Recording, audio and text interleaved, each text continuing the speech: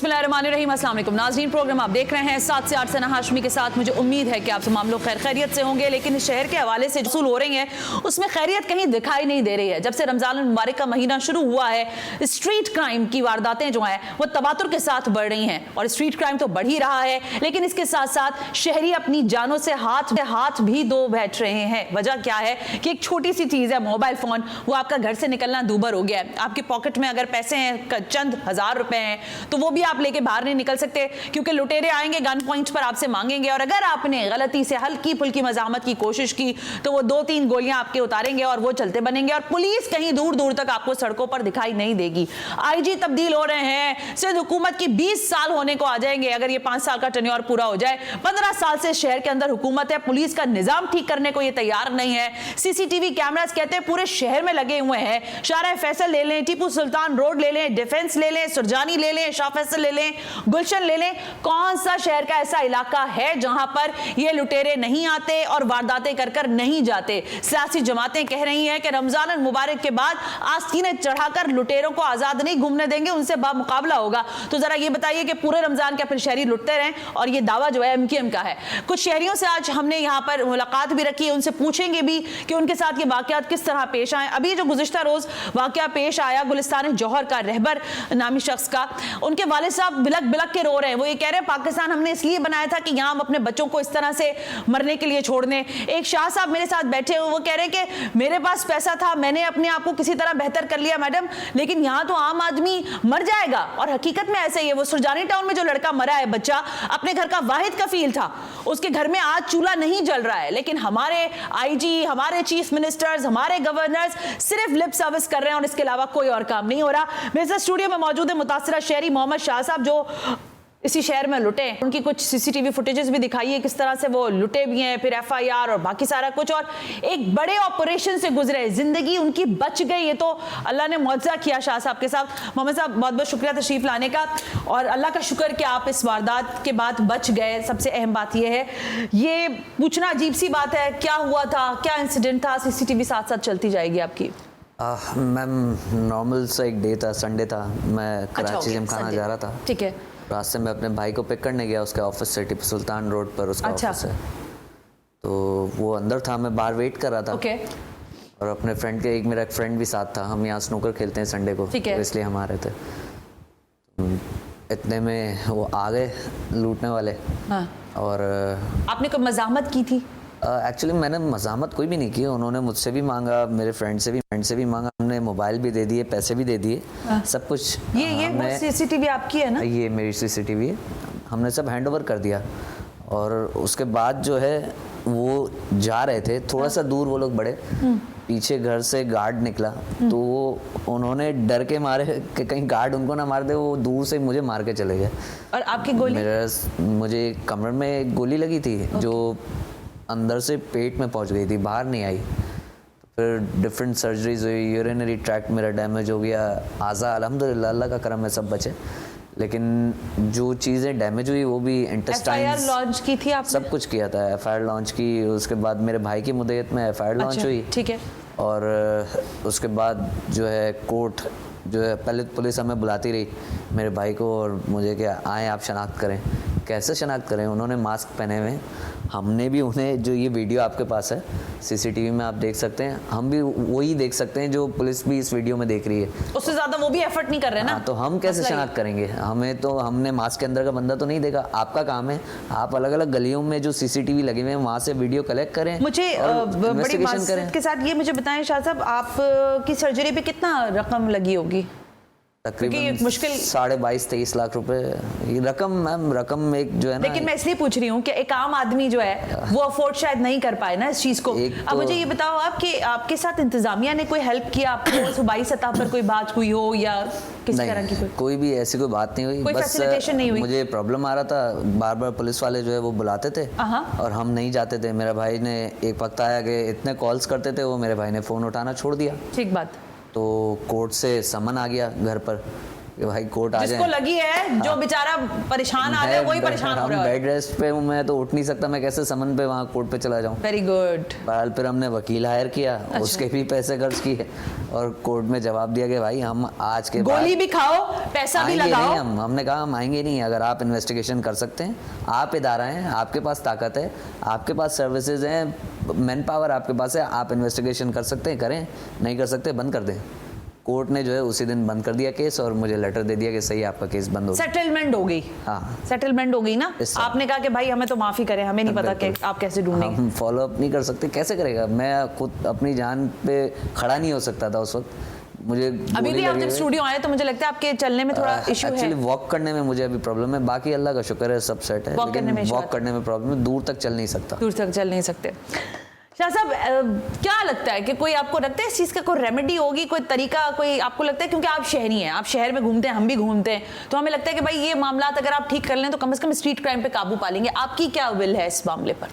Actually ये जो remedy हम जो कहते हैं ना, रेमेडी इसकी कोई है नहीं। एक्चुअली अगर हम अपने इदारे सही करेंगे तो ये सारा कुछ सही होगा, और दूसरा ये है कि हमारी जो इकोनॉमिक सिचुएशन है वो बहुत ख़राब है। इंडीड। जो गरीब आदमी है वो, मेरे घर पे एक आदमी, एक ड्राइवर काम करता है, 30,000 उसकी सैलरी है जी। वो तो सारा दिन मेरे घर पर ही होता है, उसके बीवी बच्चे हैं, ना वो स्कूल जा सकते हैं बच्चे, ना वो घर का खर्चा उठा सकता है। मासी के घर का बिजली का बिल 30,000 35,000 आ रहा है, गैस के बिल 4-5 हज़ार, पानी किराया, ये सब को वो दे ही नहीं सकते। अल्टीमेटली वो मेरे घर पे नौकरी भी करेगा, फिर रास्ते में जाते हुए मोबाइल भी लूटेगा, चोरी भी करेगा। जिसका ईमान थोड़ा सा कमजोर होगा वो ये काम करेगा। हाँ, ये बात सही कह रहे हैं आप। क्या करेगा, वरना मर जाएगा। हाँ। जैसे कल हमने देखा एक वीडियो में, एक बाप जो है उसके सामने बच्चे उसकी बहन का गला घोट देते हैं या ये कर देते हैं, ये सब पैसे ना होने की वजह से। तो इकोनॉमिकल सिचुएशन ही ख़राब है। पॉलिटिक्स ने जो है, हमने आपस में लड़ लड़ के एक दूसरे ने जो है हमारी इकोनॉमी को बर्बाद कर दिया है। ठीक कह रहे हैं शाह साहब, हमारी सारी हमदर्दियां आपके साथ है और शुक्र है, दुआ भी है कि आप बचे हुए हैं। और अच्छी बात कही है शाह साहब ने, कहा कि इकोनॉमिक सिचुएशन ऐसी है कि हमारे लोग जो है वो कुछ भी करने पर मजबूर हैं। लेकिन मैं फिर भी कहूंगी कि ये जस्टिफाई नहीं करता कि आप किसी की जान ले लें, किसी को जान से मार दें। मोहम्मद इमरान जमील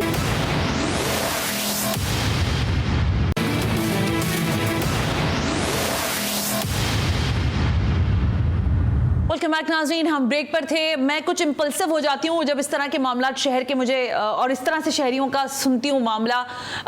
उसकी वजह ये है कि क्या कर सकते हैं, हम तो खुद बड़े, हमारे हाथ पैर बंधे हुए हैं। अल्लाह ने ज़ुबान की ताकत दी है, कलम की ताकत दी है, उससे आवाज़ उठा रहे हैं, लेकिन जिनके पास ताकत है वो क्या कर रहे हैं। इस वक्त मेरे साथ मौजूद है रऊफ सिद्दीकी, रहनुमा MQM पाकिस्तान के। क्लेम करती है ये सियासी जमात कि शहरी नुमाइंदा जमात है। उसामा रजी, रहनुमा जमात इस्लामी के, ये भी क्लेम करते हैं कि शहर की बड़ी नुमाइंदा जमात है और शहरियों के लिए आवाज उठाते हैं। लेकिन दोनों जमातें इस वक्त क्या कर रही हैं, इस पर बात करते हैं। रऊफ सिद्दीकी साहब, सबसे पहले अस्सलाम वालेकुम, बहुत बहुत शुक्रिया वक्त देने के लिए। आप इस सूबे के साबिक वजीर सूबाई वजीर दाखिला रह चुके हैं। इस शहर का आज भी मसला रऊफ सिद्दीकी स्ट्रीट क्राइम है। और मैं आपसे कहूं कि इस शहर में रमजान मुबारक यानी पहली रमजान से लेकर आज के दिन तक जितने घरों से लाशें उठे हैं, उस सब की जिम्मेदारी मैं किसके कांधों पर डालूं, क्योंकि यहां रोजाना की बुनियाद पर हम रिपोर्ट करते करते थक गए हैं, लेकिन कोई लाहे अमल तरतीब नहीं होता। हाँ, देखिए, ये बड़ी अहम तरीन बात है जो आपने, और अहम मौजू है। इस पे जिम्मेदारी बराह रास्त अगर किसी की आती है तो वो हुकूमत की आती है और इंतजामिया की आती है और पुलिस डिपार्टमेंट की आती है और लॉ इन्फोर्समेंट एजेंसीज के ऊपर ये बात आती है कि वो एक एक्टिव पार्ट अगर प्ले कर रही हों तो ये बहुत सारा जो क्राइम है ये ख़त्म हो सकता है। आपको मैं दिलचस्प बात एक बताऊं कि जब मैं वज़ीर दाखिला था तो पहला रमज़ान जब आया तो मुझे बताया गया कि रमज़ान क्राइम के नाम से एक टर्मिनोलॉजी इस्तेमाल होती थी जिसे मैंने पाबंदी लगाई। मैंने कहा यार ये कौन सा रमज़ान क्राइम है, या तो साल के 12 महीने क्राइम होता है, आप इतने मुकद्दस महीने को इसके साथ नथी कर रहे हैं। नंबर 1। नंबर 2, ये मुमकिन ही नहीं है कि ह्यूमनली पॉसिबल नहीं है कि आप मैनुअली ये लॉ एंड ऑर्डर को मेंटेन कर सके। आपको जदीद टेक्नोलॉजी इस्तेमाल करनी बहुत ज़रूरी थी। अब तो बजट बेहद कई 100 गुना हमारे मुकाबले में बजट है। आपको जगह जगह आपने एक कंट्रोल रूम अगर बना दिया तो कौन सी बड़ी बात की है? आपको तो इस पे 8-9 कंट्रोल रूम बनाने चाहिए, तमाम जगहों के ऊपर सीसी कैमरे लगने चाहिए। लेकिन नहीं रऊफ भाई, मेरी बात सुने एक मिनट, ये तो होना चाहिए ना। अब मुझे ये बताएं कि आप तो हुकूमत का हिस्सा बन गए हैं, आप कम से कम सूबाई हुकूमत को कुछ तो कहें, कुछ तो उनको प्रेशर दें कि आपके शहर, जिस शहर की आप नुमाइंदा जमात होने का दावेदार हैं, जहां से आप चले, अब तो अब इलेक्टेड भी हो गए ना, 14-14, 18-18 एमएनएस भी आपके बन गए। इस शहर में लाशें उठाने के लिए तो लोग यहाँ आ जाते हैं, कांधे देने के लिए सियासी जमातें। ये सूबाई हुकूमत के साथ आपका डायलॉग नहीं हो सकता? उनसे आप पूछ नहीं सकते कि आईजी सिंध क्या कर रहे हैं, सिंध की जो पुलिस है उसकी पेट्रोलिंग क्या है? कोई इस तरह की बात नहीं हो सकती उनके साथ? देखिए, ये तो कह देना तो बहुत आसान की बात है, लेकिन मसला ये है कि अगर कोई मशवरा लेना ही नहीं चाहे, जो मशवरे को अहमियत ही ना देना चाहे और सारी उठाना चाहे, सकते हैं। हुकूमत भी तो मशावरत के साथ चलनी चाहिए ना, लेकिन अगर मशावरत ही नहीं होगी, आप अब मौजूदा जो हुकूमत है इसके अंदर सिंध के शहरी इलाकों की नुमाइंदगी, शहर की नुमाइंदगी तो हमारे पास नहीं है। फैसल वावड़ा को सेनेटर बनवा रहे हैं आप, फैसल वावड़ा को आप लोग वोट दे देंगे। खालिद मकबूल सिद्दीकी साहब कह रहे हैं कि रमजान के बाद लुटेरों से हम पूछेंगे, ये मतलब जब तक लुटते रहे और वावड़ा साहब सेनेटर आप बनाते रहे, हम यही सारा तमाशा देखते रहे आप लोगों का। हाँ, लेकिन इस मौजू पे तो खैर मैं क्या बात करूं, लेकिन लॉ एंड ऑर्डर के ऊपर तो मैं आपसे बात कर सकता हूं। देखिए, ये कोई एक प्रोजेक्ट नहीं है कि आप लगा दें और इसको 10 साल एंजॉय करें। ये डे टू डे और आवरली बेसिस के ऊपर इसको मॉनिटर करने की ज़रूरत होती है। बड़ी अनथक और मेहनत का काम भी है, और इसके साथ ये थैंकलेस भी है कि आप कितनी बेहतरीन काम कर रहे हैं और अचानक कहीं कोई एक वाक़या हो जाए तो उसके ऊपर एक हंगामा मच जाता है। भाई, मैं वापस आपकी तरफ आती हूँ, कतई कलामी की माफी दीजिएगा मुझे। रहनुमा जमात इस्लामी उसामा रजी मेरे साथ मौजूद है। उसामा रजी साहब, आप लोगों से भी मुझे गिला कहिए, मुझे क्या गिला कहिए, शहरियों का भी गिला ही है कि बड़ी आवाज, बड़ा एहतजाज, बड़े बैनर्स, बड़े कतबे, सारा कुछ हमारे लगते रहते हैं चीजों के, लेकिन नहीं होता। तो ये बात नहीं होती कि शहर में जो स्ट्रीट क्राइम है इसको कम करने के लिए, कोई लाहे अमल मुरतब करने के लिए जमात इस्लामी गवर्नर से मिले, चीफ मिनिस्टर से मिले, उनसे बोले कि कम से कम आप शहर में लोगों की जान की हिफाजत तो करें। कम से कम माल लुट रहा है तो लुट रहा है, लेकिन यहां तो जान भी जा रही है। वाह, कमाल कर दिया आपने माशाल्लाह। सवाल में ही जवाब जो है वो ऐसा डाल दिया है आपने। देखिए, जो हुकूमत का काम है वो हुकूमत करेगी। आप किसी अपोजिशन पार्टी से, एक ऐसी पार्टी के जिसको आवाम ने वोट दिया हो, उसको मैंडेट तक नहीं दिया जा रहा हो, आप उससे ये करें कि शिकवा है, आपसे गिला है, आप ये क्यों नहीं कर रहे, आप क्यों नहीं कर रहे, बनता नहीं है ना। देखिए, जिसकी जो जिम्मेदारी है उस पर बोलना चाहिए। ये मीडिया, अगर आप ऐसा नहीं करेंगे तो आप मुजरिमों को तहफ़्फ़ुज़ दे रहे हैं। जो मुजरिम है और उनको पकड़ना जिसकी जिम्मेदारी है, उन्हीं पर बात करनी चाहिए ना। जो जिम्मेदार नहीं है आप उनको भी लाके कटहरे में खड़ा कर दें। पहली बात यह है। दूसरी बात यह है कि इस मसले में जो सिंध गवर्नमेंट है वो सबसे बड़ी जिम्मेदार है, वो शरीक जुर्म है। यहाँ पे जो पूरी आपकी मशीनरी है, इंतजामी मशीनरी है, लॉ इन्फोर्समेंट है, ये सब इनके अंदर आप आए दिन ये खबरें अब आ रही हैं कि फला पुलिस वाला पकड़ा गया डकैती के अंदर, फला SHO पकड़ा गया, फला जो है इंस्पेक्टर पकड़ा गया। इस आपकी जो पूरा इदारा जाती निजाम है इसके अंदर, और ये बात तो वो है जो पकड़ाई में आई और वो रिकॉर्ड पे आ गई, वरना जो सीना गजट है उसमें तो ये है कि जो पूरा सिस्टम है कमीशन खोर सिस्टम है और सब एक दूसरे को तहफ़्फ़ुज़ दे रहे हैं। इस शहर में पुलिस भी मौजूद है, इस शहर में रेंजर्स भी मौजूद है, और रेंजर्स आई ही इसीलिए थी। लेकिन आप मुझे बताएं ना कि उसके बाद क्या हुआ। इसलिए ये सारा जो सिस्टम है बहैसियत मजमूई ये फेल हो गया है, और जो सिस्टम के कलपुर्जे हैं वो इन सारी चीजों में अवाम की नजरों में इस वक्त जो है बिल्कुल वाज़ेह हो गया है कि वो शरीक जुर्म है। कमीशन खोरी का एक पूरा नीचे से लेके ऊपर तक का निजाम है, और इसमें जो वज़रा हैं, इसमें जो वजारत दाखिला है, जो इसमें वजारत कानून है, उन सब के नाम लिए जा रहे हैं। आप कहाँ हैं? ये जो जिसको हम समझ रहे हैं कि हुकूमत है, ये हमारी मुहाफिज है, ये सब शरीक कार हैं। आप ये बताइए कि इस शहर के अंदर ये जरा से भी संजीदा होते, यहाँ सिर्फ जराइम की बात नहीं है, मेन होलों में जो है बच्चे गिर रहे हैं, और हम मेन होलों में बच्चे गिर के मर रहे हैं, और ये KMC के जिम्मे ये इख्तियार होना चाहिए। सिंध हुकूमत ने बल्दियात ये सेवरेज सिस्टम भी अपने पास रखा हुआ है, केएमसी से अलग रखा हुआ है, पानी का निजाम केएमसी से अलग रखा हुआ है। उसामा साहब देखिए, मुझे इस शहर का उतना ही दर्द है और शायद मैं ये कह सकती हूँ मुझे ज्यादा तकलीफ हो जाती है। आप लोग सियासी जमातें जाहिर है आप लोग अपनी आवाज उठाते हैं और आपने दुरुस्त फरमाया ये बात कि ऑपोजिशन क्या ही कर सकती है, ऑपोजिशन के पास एक आवाज उठाने का ही एक जाहिर रास्ता बाकी बचता है, सो वो उठाई जा सकती है। लेकिन फिर मुझे कह लेने दीजिए कि अगर आप समझते हैं कि अगर इस वक्त हालात इस तरह के हैं तो क्या सड़कों पर एहतजाजी कोई मुजाहिरा कम से कम रजिस्टर कराने के लिए जमात इस्लामी को आना होगा? क्योंकि इस वक्त रोजाना उसामा रजी साहब, एक दिन सुरजानी में बंदा मरता है, एक दिन जौहर में मरता है, अगले दिन पता चलता है डिफेंस में लुट गया, तीसरे दिन पता चलता है शाह फैसल पे वारदात हो गई है। तो मतलब कुछ तो किसी तरह तो रजिस्ट्रेशन तो होनी चाहिए ना इस मामले की। देखिए ये मसला अवाम की नजरों में बेनिकाब हो गया है और इस मसले में पूरे अवाम को निकलना होगा, सारे लोगों को निकलना होगा और इस निजाम के खिलाफ, वो निजाम जो सियासी तौर पे कोई जिद्दोजहद के लिए निकले, अगर कोई ये कहे कि हम इस लूट मार के खिलाफ, इस लाकानूनियत के खिलाफ सीएम हाउस पे धरना देने जाएंगे तो कहा जाएगा कि वो रेड लाइन है, वहां पे सियासी कारकुनों को गिरफ्तार करना इनके लिए बड़ा आसान हो जाएगा। ये सियासी कारकुनों को घरों पे छापे मार के गिरफ्तार कर लेते हैं, उनके ऊपर मुकदमे कायम कर लेते हैं, ये इस तरह के सारे काम कर लेते हैं। आप एक आम आदमी असला भी अगर अपने घर गैर कानूनी तौर पे रखता है ना तो वो पकड़ाई में आ जाता है और इतने बड़े जराइम हो रहे हैं और किसी के कान पे जू नहीं रहेंगे। बिल्कुल ठीक बात कह रहे हो उसामा रजी साहब।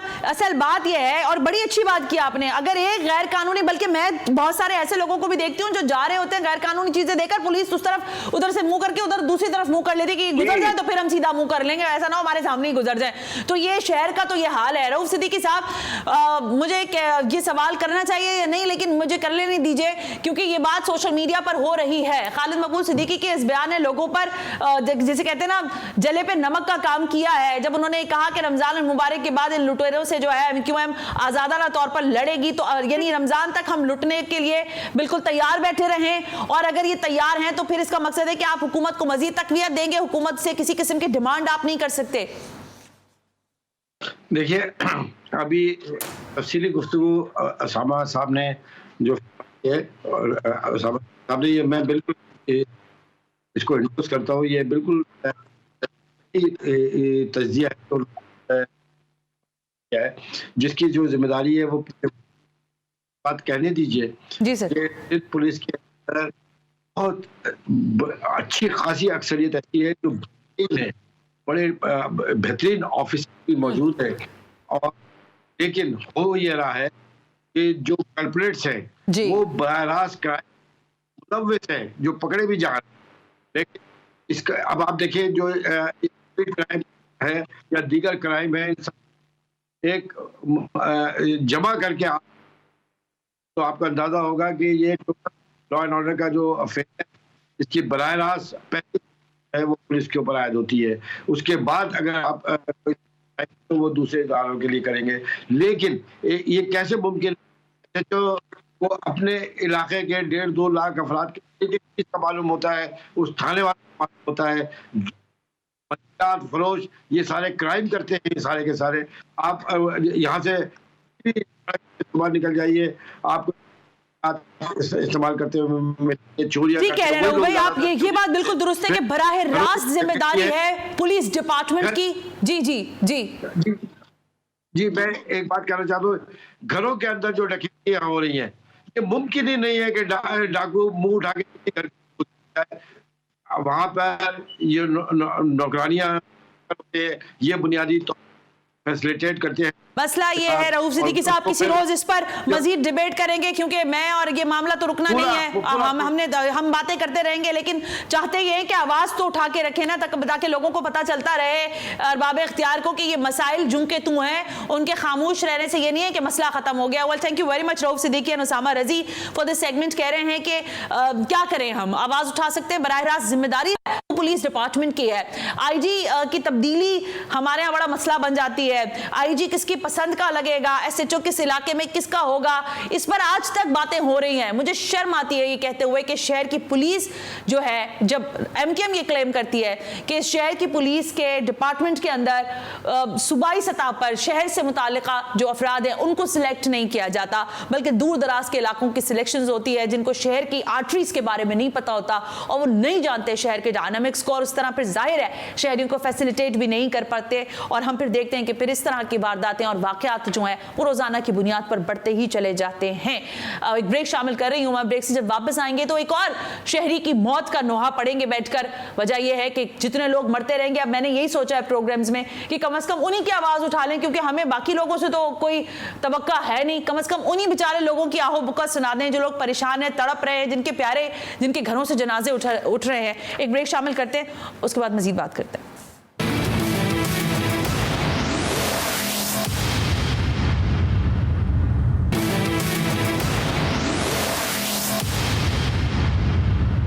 वेलकम बैक नाज़रीन, हम ब्रेक पर थे और ब्रेक पे जाने से पहले मैंने आपसे कहा था कि एक और नोहा पड़ना है, और वो इसलिए क्योंकि इस शहर में रोजाना की बुनियाद पर स्ट्रीट क्राइम की मद में मारे जाने वाले नौजवानों की तादाद में इजाफा ही होता जा रहा है।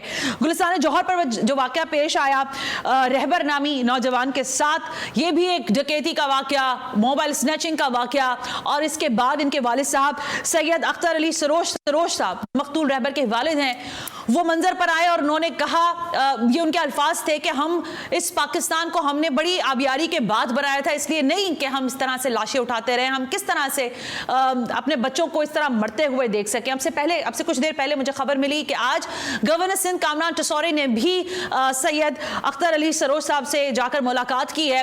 ये फुटेज भी आप मुलाहिजा फरमा रहे हैं। मेरे साथ इस वक्त रहबर के वालिद सैयद अख्तर अली सरोज साहब मौजूद हैं, और थोड़ा सा बैकग्राउंड की अगर बात करें, सोशल मीडिया पर बहुत बात हो रही है। अख्तर अली सरोज साहब के जो थे, मेरा ख्याल है मैं उनसे पूछ लूंगी कि उन्हीं की जानिब से ये नारा लगा था कि बन के रहेगा पाकिस्तान, और इस पाकिस्तान के बनाने के बाद आज के जो हालात हैं उस पर वो नोहा कनामी है। अख्तर अली सरोज साहब, अस्सलाम वालेकुम। बहुत बहुत माजरत कि मैं आपको एक ऐसे वक्त में जहमत दे रही हूँ जब मुझे खुद आपके पास चलकर आना चाहिए था, लेकिन कुछ हालात की बिना पर मैं नहीं आ सकी। मेरा और मेरी टीम का पुरसा कबूल कीजिए अपने बेटे की इस शहादत पर। जज़ाकल्लाह। लेकिन सबसे पहले मैं तस्हीह कर दूँ अपने नाम की। मेरा नाम है सैयद अख्तर हुसैन। अख्तर हुसैन, सरोश मेरा तखल्लुस है। हाँ, सरोश तखल्लुस है। अच्छा, और सरोश आम तौर से मुझे अख्तर सरोश के नाम से पहचाना। अच्छा। बहुत शुक्रिया तस्हीह के लिए सैयद साहब। सैयद साहब, ये फरमाइएगा कि मुझे पूछते हुए बड़ी तकलीफ हो रही है, और मुझे पता है आप मुझसे ज्यादा तकलीफ में हैं। आपने जवान लाशा उठाया है, ये वाकया जो पेश आया, ये क्या मामला था? कुछ मालूमात आपको मिल सकी? किस तरह से डकैती का ही वाकया था, स्ट्रीट स्नैचिंग थी? देखिए, जो हमें तो बताते खुद कुछ नहीं पता। हमें तो सिर्फ इत्तला मिली थी कि आपका बेटा इमरजेंसी में है। हम वहाँ गए तो वहाँ लोगों ने बयान किया कि जनाब डकैती के दौरान डाकुओं ने गोली मार दी, और ये भी बताया कि डाकुओं को, उनमें से एक डाकू को लोगों ने मार दिया या पुलिस ने मार दिया। अच्छा, तो ये हमें क्लियर नहीं है। हमें सिर्फ इतना पता है कि हमारे बेटे की जान चली गई। अब सबसे अहम बात इसके अंदर ये है जी कि ये जो स्ट्रीट क्राइम रोज़ हो रहे हैं, मोबाइल छीन के, या आपने देखा होगा खवातीन से पर्स छीन के भाग जाती हैं, बिल्कुल ऐसे ही है सर, है ना। तो इसको रोकने का कोई इक़दाम है?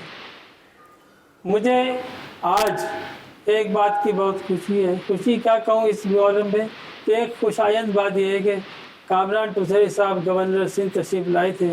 उनके हमरा सदर पाकिस्तान आर्ट्स काउंसिल जो है कराची, उसके सदर जनाब अहमद शाह साहब उनके साथ थे।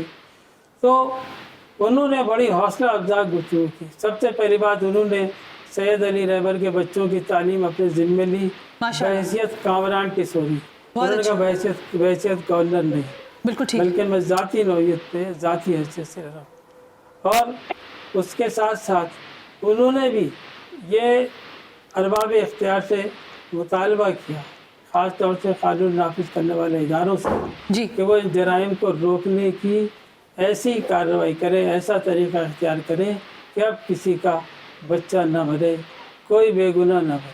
बिल्कुल सही और बात। मेरे बेटे की जो कुर्बानी है वो संग मील बन जाए। बिल्कुल ठीक बात कह रहे हैं। मैं आपके अल्फाज की कदर करती हूँ और आप जिस अंदाज में और जितनी ज़ाहिर है अपना दिल जमा करके आप ये सारी बात कर रहे होंगे, क्योंकि बड़ा भारी वक्त होता है जब ऐसा किसी ख़ानदान पे वक्त गुजरता है। मैंने गुफ्तगू ये बताइएगा कि रहबर के बारे में मैं आपकी गुफ्तगू सुन रही थी, आप कह रहे थे वो सबको जोड़ के रखने वाला बच्चा था, घर में कोई भी मामला। जी जी, मैं आपसे अर्ज करूँ कि मेरा सबसे बड़ा बेटा था, अब माशाल्लाह 5 बेटे हैं मेरे। जी माशाल्लाह। और वो उसकी खूबी ये थी कि बच्चों में कभी लड़ाई ना हो रही, अगर हो जाए तो वो सबको फ़ौरन मिला देता था और लड़ाई ख़त्म हो जाती थी।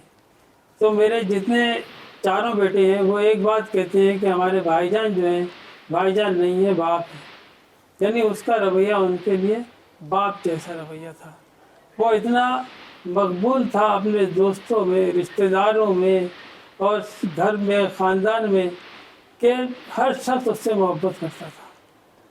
और ये एक मामूली बात कहने की है कि वो बचपन से क्रिकेटर था, क्रिकेट का उसका शौक़ था बस, और लोग उसे इंतज़ाम कहते थे, मगर क्या करें हमारे पास सिफारिश नहीं थी, वरना हमारा बच्चा भी क्या टेस्ट क्रिकेटर होता। सैयद साहब, मैं जब रहबर की तस्वीरें देख रही हूँ ना, तो मुझे भी वो सारी जो आप गुफ्तगू फरमा रहे हैं वो वाइब्स मुझे आ रही हैं। बहुत ही जैसे कहते हैं ना, जिंदगी जीने वाला, लोगों में हंसमुख शख्सियत का मालिक नजर आ रहा है वो शख्स मुझे, जो अब इस दुनिया में नहीं रहा। अब मुझे ये पूछते हुए बड़ी तकलीफ होती है सवालात, लेकिन मैं पूछती इसलिए हूँ क्योंकि लोग सुनना चाहते हैं। इस वक्त उनके मासूम बच्चे हैं, उनकी जाहिर है जो ज़ौजियत में थी खातून वो होंगी, उनकी बीवी, आपकी जाहिर बीवी, घर में आपके बाकी बच्चे, ये सब इस वक्त इस मामले पर क्या राय रखते हैं? गो के गवर्नर आ गए, आपको तसल्ली भी देकर गए, बच्चों की किफालत पढ़ाई की भी ले ली है, इस सब के बावजूद अहले खाना आपके दरमियान बैठकर क्या गुफ्तगू कर रहे हैं? देखिए, अभी तो गए हैं गवर्नर साहब थोड़ी देर पहले, लेकिन हमारे घर में कम से कम एक हौसला तो पैदा हुआ, एक जख्म पे मरहम तो रखा गया। दुरुस्त बात। लेकिन हमें अपने जख्म से ज़्यादा इस बात की फिक्र है कि अब किसी और को जख्म न लगे, अब किसी का बच्चा अगवा ना हो, किसी के बच्चे को बेगुनाह कत्ल ना किया जाए, माँ बाप अपनी औलाद के जनाजा ना उठाएं। सही बात है। ये सबसे असल चीज़ ये है, हमें एक हौसला बहरहाल मिला है। बिल्कुल ठीक बात। इसका फिर एक बेटा मेरे साथ बैठा हुआ है, हाँ। ये बड़ा बेटा है सैयद अली रहबर का, इसका नाम सैयद अली यावर है, हाँ। अभी 5वीं जमात में पढ़ता है। एक इसका छोटा बेटा, छोटा भाई है, एक बहन है। तो बहरहाल सैयद साहब, तो मैं इन बच्चों के लिए, हाँ सही साहब, मैंने कहीं आपका बयान पढ़ा, मुझे बताइएगा गलत या सही, लेकिन ये अखबारात में छपा आज और कल में, कि आपने कहा कि ये पाकिस्तान हमने बनाया था, अब ये पाकिस्तान हमारे रहने के काबिल नहीं छोड़ा जा रहा। इस पर आपने इस तरह का कोई बयान दिया था? बिल्कुल बिल्कुल, तहरीक पाकिस्तान का सबसे मकबूल नारा, अगर आप कहिए तो मैं आपको किताब दिखाऊं। जी, अगर आप दिखा सके तो दिखाइए। दिखाइए, दिल की धड़कन पाकिस्तान। देखिए, हम लोग ये हैं, अगर आप देख सकते। जी, मैं देख सकती हूँ, बिल्कुल। दिल की धड़कन पाकिस्तान नजर आ रहा है आपको? जी जी, बिल्कुल नजर आ रहा है। हमारे दिलों की धड़कन है। और ये मेरे वालिद साहब तहरीक पाकिस्तान में उनकी तस्वीर है, जब वो 14 साल के थे। और जो नारा मेरे वालिद साहब ने इस कौम को दिया था, पाकिस्तान को, शोला आज़ादी, देखिए इसमें इसका खास शेर है, लेके रहेंगे पाकिस्तान, बट के रहेगा हिंदुस्तान। ये शेर जो है ये नारा बन गया था। फिर सब कुछ कुर्बान करके पाकिस्तान आ गए वालिद साहब जी। पाकिस्तान से कुछ नहीं लिया। वो यही कहते थे कि हमने पाकिस्तान को क्या दिया। सही बात है। तो सारी जिंदगी उन्होंने कोई जायदाद नहीं बनाई, लेकिन कभी शिकवा नहीं किया। हाँ, जो हालात ख़राब होते तो वो रोते थे कि हमने पाकिस्तान इसलिए तो नहीं बनाया था। अगर कोई समझता है कि पाकिस्तान गलत बना तो भाई अब तुम सही कर दो, हमने अपना फ़र्ज निभा दिया। मैं यहाँ पर कहता हूँ, कायदे आज़म खुद मर गए, कौम को नहीं मरने दिया। उनको पता था उनकी बीमारी जानलेवा है, लेकिन उन्होंने कौम को मालूम नहीं होने दिया कि बीमार है, जब तक पाकिस्तान नहीं बन गया। यही वालिद साहब थे हमारे, कि उन्होंने कौम से कुछ नहीं लिया और खुद चले गए, लेकिन कौम से कुछ नहीं लिया। लेकिन आपके यानी आपकी नस्ल में से एक शहादत आपने इस कौम को दे दी अपने बेटे की सूरत में। आप ये देखिए, अब हमने कुर्बानी देनी शुरू कर दी। तो अब मैं ये चाहता हूँ कि किसी और को कुर्बानी न देनी पड़े, हमारी कुर्बानी आखिरी कुर्बानी साबित हो, बहुत अच्छा। और उसके बाद हर किस्म के जराइम अरबाब इख्तियार वो ताकत इस्तेमाल करें कि तमाम जराइम बंद उठाएं। यहाँ एक बात और अर्ज कर दूँ जी कि मेरे दादा भी पुलिस में थे, उन्होंने निहत्ते हाथों से असला बरदार डाकू गिरफ्तार किया था और उनको बरतानवी हुकूमत ने पुलिस मेडल इनाम में दिया था इस बहादुरी पर कि एक निहत्ते शख्स ने एक असला बरदार डाकू को गिरफ्तार किया। जान बचाई थी। सैयद साहब, ज़ाहिर है ये तो वो वाक़े हैं जो आपकी मीरास हैं, ज़ाहिर है आपके ख़ानदान का है, तुर्रा है, और आपने इस पाकिस्तान के लिए आबियारी की है और ये आप ही के पास रहेगा हमेशा। लेकिन मुझे ये फरमाएं कि रहबर की जो वालिदा हैं, आपकी जो ज़ौजा हैं, वो अपने बेटे की इस अलमनाक मौत पर आप जैसा ही उनका जज्बा है, या ज़ाहिर है वो माँ है तो उनको वो किसी और तर्ज से इस मामले पर बात कर रही हैं? देखिए, क्या ऐसा हो सकता है कि कोई किसी माँ के जज्बात का बयान कर सके, सही बात। जिसका बेटा मर गया। किसी ज़ौजा से, उसके शौहर के मरने पर, जवान ज़ौजा से कोई उसके जज्बात का इजहार पूछ सकता है। तो दुरुस्त बात। हकीकत यह है कि बयान से बाहर तकलीफ है, बिल्कुल ठीक। ना आप महसूस कर सकती है ना हम। जो जिसके दिल पर गुजरती है वही जानता हूँ। तो बात कही नहीं है, बस हमारा सबका एक ही कहना है कि इस मुल्क से जिसको हमने कुर्बानियों के बाद बनाया, अब इसके इस्तेहकाम के लिए कुर्बानियाँ न देना पड़े, इसके अमन के लिए कुर्बानियाँ न देना पड़े। खुदारा तमाम अरबाब इख्तियार, चाहे वो हाकिम वक्त हो, दुरुस्त बात है, चाहे वो नाकानून नाफिज करने वाले, बिल्कुल ठीक। सैयद अख्तर अली सरोज साहब, मैं आपकी तहे दिल से बहुत ज़्यादा मशकूर हूँ, मैं बहुत ज़्यादा शुक्रिया अदा करती हूँ, हाथ जोड़कर आपसे माफ़ी की खासगार हूँ कि इस तकलीफ़ में मैंने आपको जहमत दी। अल्लाह आपको सब्र दे, आपके खानवादे को सब्र दे, रहबर के दर्जात बुलंद करे, और इस अरबाब इख्तियार को जो आपने चौंकाने वाली बातें कही हैं, खुदा करे कि उनके कानों पर जूं रिंगे और आइंदा किसी घर का बच्चा रहबर जो है उसका जनाजा हम ना देखें। बहुत शुक्रिया रहबर, बहुत बहुत शुक्रिया सैयद अख्तर साहब, आपने वक्त दिया, थैंक यू वेरी मच। कहने के लिए वक्त नहीं है, आज सिर्फ यहाँ पर हमने बैठकर वो हकायक आप तक पहुंचाए हैं जो इस शहर में रोजाना की बुनियाद पर पेश आ रहे हैं। अब देखना यह है कि कितनी दफा चीफ मिनिस्टर की आवाज उठती है, कितने आईजी बदलते हैं, कितने SHOs बदलते हैं, और आज के प्रोग्राम को खत्म होने के बाद मेरे मुंह में खाक और कितने नौजवान इस शहर की सड़कों पर मरते हैं। सना हाशमी को इजाजत दीजिए, अल्लाह हाफिज।